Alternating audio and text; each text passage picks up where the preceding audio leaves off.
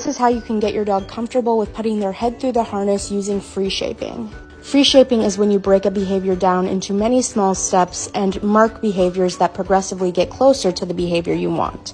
The reason I now prefer this method over luring your dog through the harness is because it's easy to be coercive with food that way, especially if they already do not want to put their harness on. The first step is to simply present the harness to your dog and immediately reward.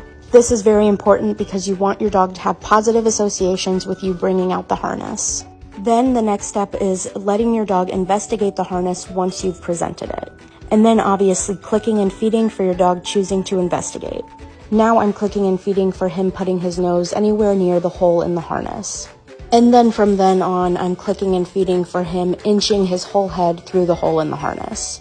When Chip was first learning this, he was only comfortable putting his snout through the harness and not his whole head. So we did a lot of sessions just getting him comfortable with putting his snout in the harness before we moved forward. I like to toss food in the opposite direction from me in the harness. That way I can give him a choice of whether or not he wants to come back and continue to train or not. If your dog is starting to get stressed and doesn't want to train anymore, stop the session and take a step back in a different session later.